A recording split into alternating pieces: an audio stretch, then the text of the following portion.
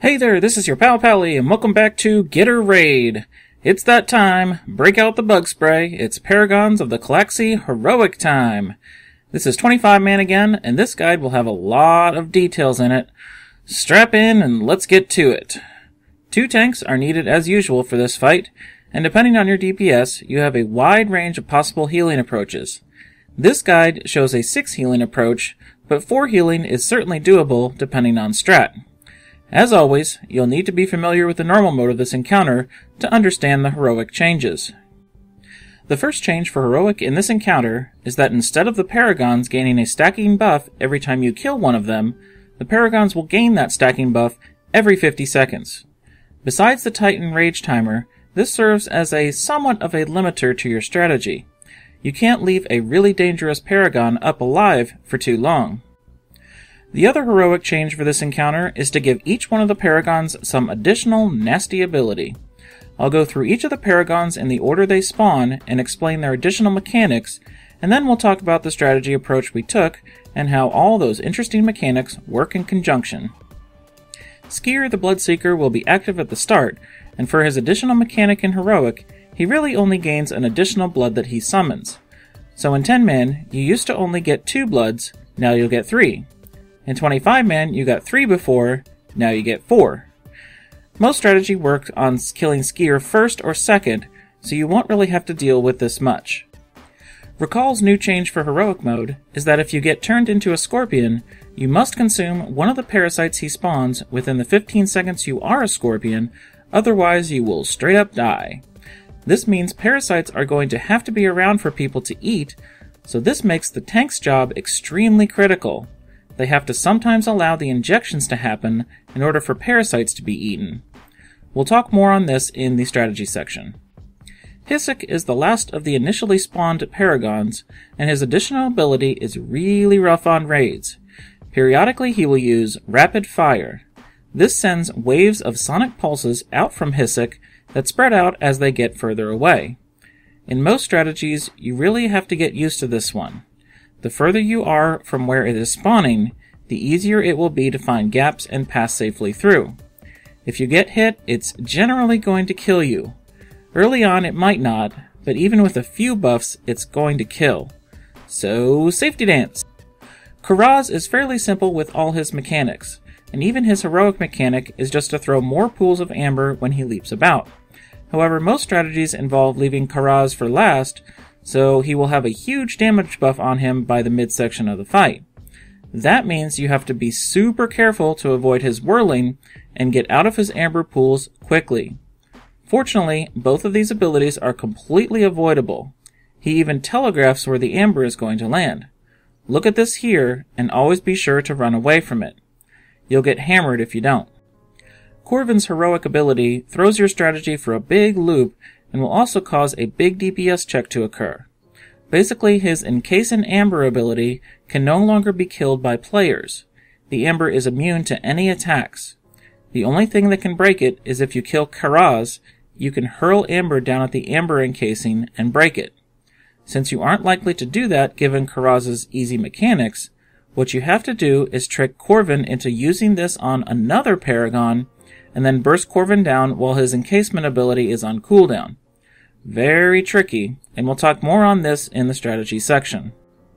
Ayacook has a basic change to his Fiery Edge ability, and is the first to have a change to his Gained ability that he gives to any healers who get his buff from his dead body.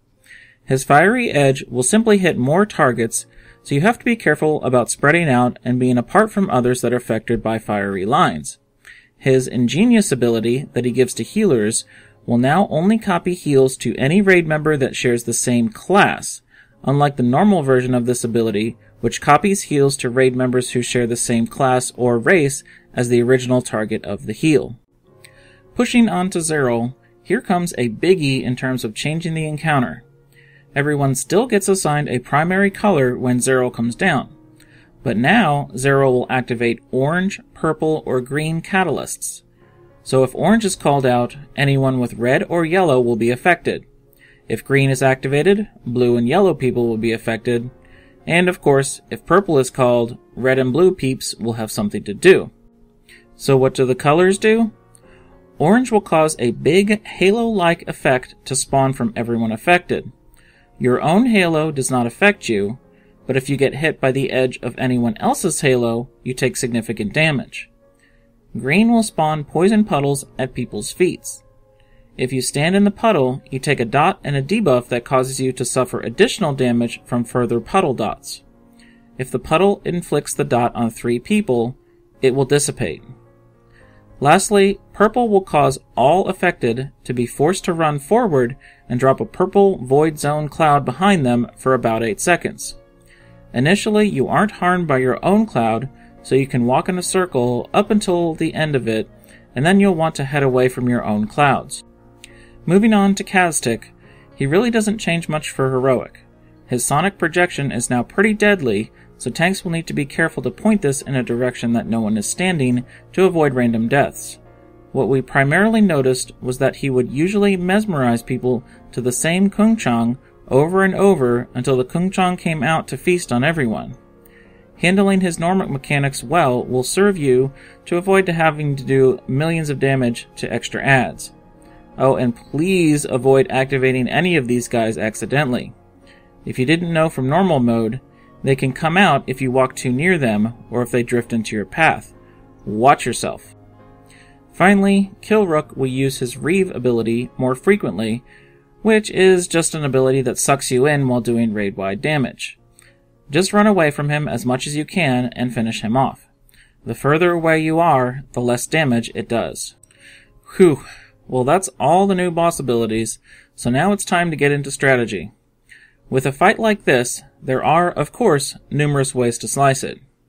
What seems somewhat universal is killing off Skier early on so as to not have to deal with his bloods, and then also killing Karaz last since he is somewhat easy. Usually groups will kill Corvin off as soon as he spawns because of the annoying Encase in Amber ability. People will kill Xero immediately as well because the new catalysts are really detrimental to the group. So how it looked for us in the end was this for kill order. Skier, Recall, Corvin, Hisik, Xero, Castic, Iakuk, Killrook, and finally Karaz. We originally tried killing Iakuk before Castic, but with 6 healers, we found we could manage the increasing damage of fiery lines in exchange for having to deal less with Kunchang fun. From here, I'm going to lead you through phase by phase and point out details on what is going on per phase, because there are a lot of details that I can point out that will save you many a wipe. On the pull, you get Skier, Recall, and Hisik. You want to kill Skier first, but you want his first set of bloods to go to another Paragon. So you open by DPSing Recall for a bit until those first bloods spawn and start heading to Recall. Then you go all out on Skier. A note for tanks, keep those guys separated as sometimes the bloods will splash heal nearby Paragons. After that occurs, you can take Skier and Recall over to the entrance where you'll be tanking bosses for a little while. You may get a second set of blood spawning before you kill Skier. You must set up a stun rotation here and slow them to buy as much time as you can to kill Skier. In the meantime, you'll also have to have your raid members dealing with becoming scorpions, and your tank has to let at least one set of parasites out for them to eat at a time. Becoming a scorpion happens to DPS, and it will be weird for everyone involved, but they have to get used to it. Your first priority as a scorpion is to find a parasite to eat, target it, then press number 4. If you can do it fast enough, it's possible to eat up 2 parasites per scorpion transformation. Being able to do that is helpful, but make sure you don't eat too many extra, or else there might not be enough parasites for everyone. And of course, you'll be dealing with Hisik's rapid fire and aim abilities. Rapid fire is something to be very careful with, as I mentioned earlier. It's part of the reason you tank the bosses near the entrance for a while. That way, it's easier to find the gaps. Aim, of course, must be handled like normal mode. You'll need a group of dedicated soakers. Warlocks and rogues are good for this duty, but at least make sure you have 6 or so people to soak with backups. And still on the subject of aim, be sure to abuse any abilities that certain classes can use to get out of aim entirely. For example, hunters can feign death, feral druids can symbiosis hunters for feign death, priests can spectral guise, and mages can use improved invisibility to get out of it as well. For these classes, aim will simply not go off at all, although you should be careful. For example, if I feign death when a rapid fire is coming out, I still will be rooted, and this might eat me a rapid fireball. You can delay activating your Get Out of Jail Free card until such mechanics pass you, or simply tell the healers to watch out because you can't avoid something. Warlocks and monks can solo soak aim if they get fixated. Just be careful with warlocks, as they'll take damage over time. Beyond that, just be careful the longer Hyssek is alive. Aim will do more and more damage. You may need to add soakers or help out with healing cooldowns. So back to the bosses. You kill off Skier while making sure his bloods don't reach him, and now Karaz comes down. Here you are killing off Recall while dealing with parasites, scorpions, aims, and rapid fires. Throw on the whirling and amber pools from Karaz, and it's a joyous time. For us, it looked like we needed 4 scorpion mutates to handle the DPS and to eat all the parasites from 2 injections. Have people call out if they can eat 2 parasites when transformed. It'll help you decide when to push the phase here on killing Recall.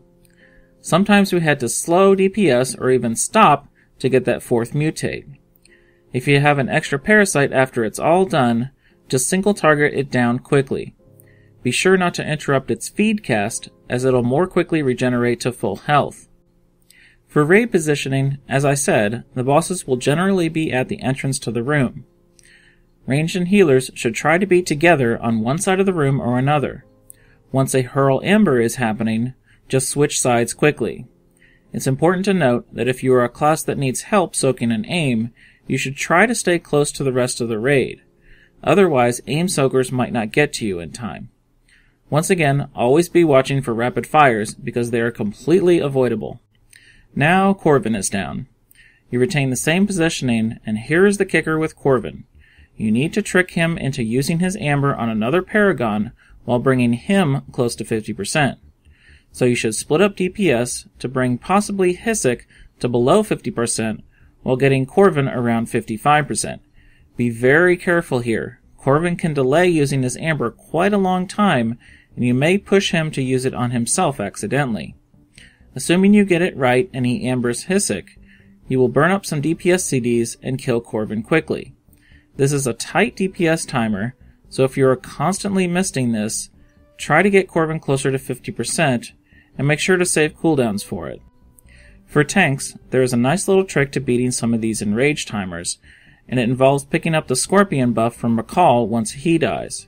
If you transform into a Scorpion with a lot of vengeance, you will do an amazing amount of damage to whatever boss you are killing off. You do have to be very careful though, because you are still being attacked by the boss, and you are also taking some damage just from being transformed. It would be great to pop some cooldowns before and warn healers when you are transforming. And now the real fun begins after Corvin is dead. Ayakuk activates, and you start to have to deal with his fiery lines. For positioning, you need to spread out around the room. We would set up groups of 3 or 4 ranged and healers at these different corners of the room. This let a healer focus on their group along with the tanks. The kill target now is Hyssek, as his aim is doing a huge amount of damage at this point. In fact, for aims here, you probably want 7 or 8 people in there with strong defensives, unless you get lucky and the person can solo soak it. Since you are repositioning to the middle of the room, you now have to be more aware of rapid fires, especially as tanks or melee. Watch boss timers and run out as soon as it starts going off. Speaking of positioning still, one thing we learned later on in progression is that the fire lines from Icky, that's my pet for name for him. Anywho, those fire lines don't hurt as bad if you are spaced away from other targets of the fire lines. You may think you've achieved that good spacing just by being spread around the room, but if someone right next to you is fixated by a line and it connects to you, you are both doing a crap ton of damage to each other. Best to spread away from that person even if it puts you out of your position for your group for a little bit. And speaking of damage, you really have to be awesome at dodging both the amber pools and whirlings from Karaz at this point. He is hugely buffed and will slaughter your raid. Don't forget about this, it's important. Once Hisik is down, you now have to deal with the dreaded Xero. Remember, there are 3 different possible colors he'll call out, and likely 2/3 of the raid will be affected. For every single one of them, if you are affected, you must run out of the raid and drop whatever it is away from others. If you get purple, remember to drop your void clouds in a tight area. The edges of orange halos need to be avoided, and green puddles should be dropped outside the raid, although they will wander around after that. One note on green puddles, as I mentioned a while back, you can stand in a puddle 3 times to get rid of it, but you have to do it over a long period of time. The debuff you get will last for a minute, and it significantly increases the damage you take from the puddles. I accidentally picked up 2 debuffs one time, and it just about killed me, even with super high heals. Just try to have the raid soak the puddles slowly and at low raid damage times to eventually take care of these. Now Xero is your immediate target when he gets down. This is probably the best place to use Lust. The goal is to only get one of the catalysts activated before he dies. It's not a raid killer, but is really something to strive for, especially in terms of overall DPS. Use second pots, major CDs, and whatever else. If your tank that has the Scorpion ability can use it during this phase, go ahead. But be careful it doesn't coincide with other nasty abilities like fire lines or catalysts. Once Xero is dead, it's time to decide what boss you are killing next. Castic hops down and introduces the lovely Kunchang fun. Unfortunately, Icky is hitting your raid pretty hard at this point with the fiery lines. If you haven't worked out raid cooldown rotations, now is the point where you'll be cycling through them, if not earlier. We had so many problems with the Kunchangs that we decided to kill Castic first before Icky, especially since we were 6 healing it. Castic doesn't really bring many more fancy toys over his normal mode mechanics, but you really need to have people focus on mesmerize Kunchangs, and if one breaks out, prioritize it. If you get really lucky, a priest will get fixated by a mesmerize and can spectral out of it. That saves you an amazing amount of time and DPS, but don't bank on it. Tanks, remember to point Castic away from the majority of the raid, since his sonic projection hurts like hell on heroic. Getting close to the end, stick with it. Once Castic dies, Icky is the priority, with Killrook joining the fight. Tanks, remember that if you tanked Xero, you have a nasty debuff on you that increases the damage you take from Killrook. This can be bopped off, or just remember that the Xero tank shouldn't pick up Killrook. Killrook would do his Reave and Death from Above that you definitely need to avoid, but now it's a race to the end.